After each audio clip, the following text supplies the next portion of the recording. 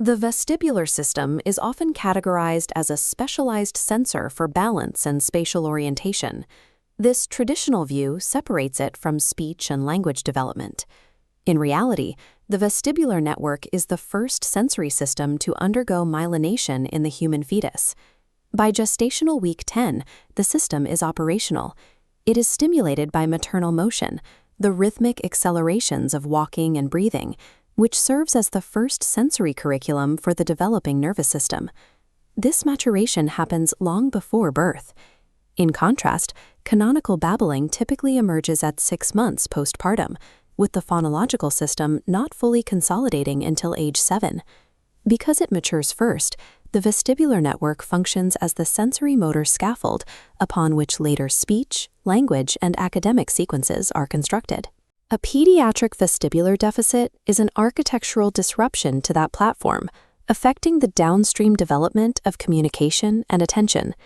Pediatric vestibular damage is effectively silent. Unlike adults, children with these deficits rarely report vertigo or dizziness. Because the damage is hidden, it often manifests as a different diagnosis: severe language delays, dysfluency, or poor postural control. Many of these intractable communication disorders are the terminal manifestations of localized vestibular pathway failures. We can trace these observable speech symptoms back to their origins. This diagnostic fault tree maps clinical phenotypes directly to specific nerves and spinal tracts. Mapping these specific afferent and efferent pathways is the only way to isolate the structural cause of the communicative breakdown. The sensory signal begins at the specialized hair cells of the peripheral labyrinth. It synapses onto the first-order neurons of Scarpa's ganglion, where the vestibular nerve bifurcates into 2 distinct divisions. The superior vestibular nerve transmits data from the horizontal canal, anterior canal, and utricle. This specific anatomy dictates pathological patterns. Congenital cytomegalovirus often targets the superior division, selectively destroying horizontal gaze stabilization while sparing other structures. The inferior vestibular nerve carries signals from the posterior canal and saccule. Identifying which division is compromised allows us to predict which specific functions, like utricular gravity sensing, will be lost.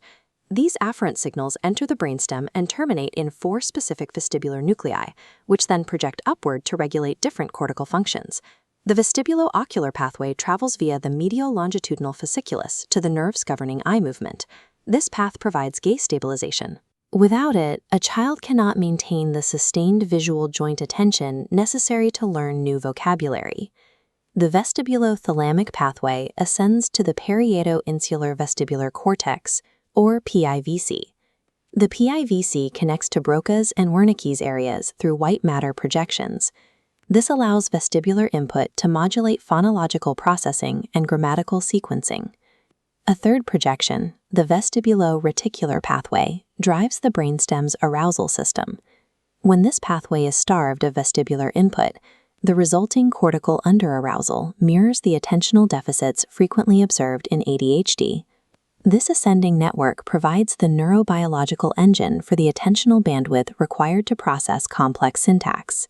Speech production is a motor act that requires a stable physical foundation. It relies on the coordination of respiratory support and phonatory control. 2 descending vestibulospinal tracts secure posture, while a separate loop projects to the cerebellum for timing. The lateral tract stabilizes the spine, providing the foundation for respiratory pressure. The medial tract coordinates cervical muscles. This stability is the absolute prerequisite for precise jaw movement. Without this cervical tone, the jaw acts as an erratic articulator, mimicking the symptoms of apraxia of speech. Meanwhile, the vestibulocerebellar loop acts as a timing engine, constructing forward models that predict sensory consequences. Without these anchors and timing models, speech becomes highly variable, effortful, and dysarthric. One specific structure, the saccule, plays a proprietary role in how we monitor our own voices. The saccule acts as a bone-conducted vibrotactile monitor. It is uniquely tuned to the low-frequency vibrations of human vocal fundamental frequencies. This establishes a feedback loop for voicing that completely bypasses the cochlea, projecting directly to the midbrain. This internal channel allows the brain to monitor and adjust pitch and vocal resonance without relying on hearing alone. If deafness destroys both the cochlea and this saccular bypass, The loss of vibrotactile feedback creates the monotone vocal quality seen in syndromes like charge. The network also includes a regulatory side, the descending vestibular efferent system.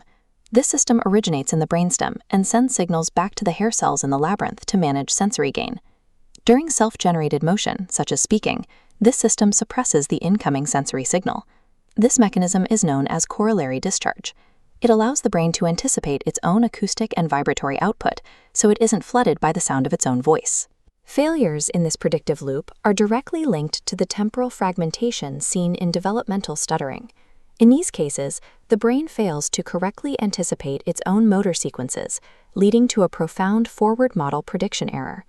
This map shows how the fundamental motor and cognitive pathways of speech are tethered to the vestibular labyrinth. Specific communicative disorders track directly to disruptions at individual nodes in the system. By identifying the specific breakdown node, clinicians can select the most effective intervention. For instance, rhythmic vestibular stimulation can artificially drive the basal ganglia timing loops, helping to override the internal timing failures found in stuttering. Successful rehabilitation requires using age-stratified assessments to find the true structural block rather than treating the speech symptoms in isolation. This evidence calls for a new diagnostic approach across speech-language pathology, audiology, and neurology. When communication therapy stalls, we are often dealing with a silenced or dysfunctional vestibular base.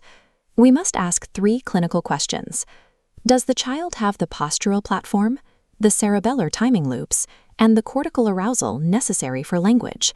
The governing principle of this multidisciplinary care is that movement comes before words. To restore communicative capacity, we must reconstruct the sensory foundation at its neurobiological origin.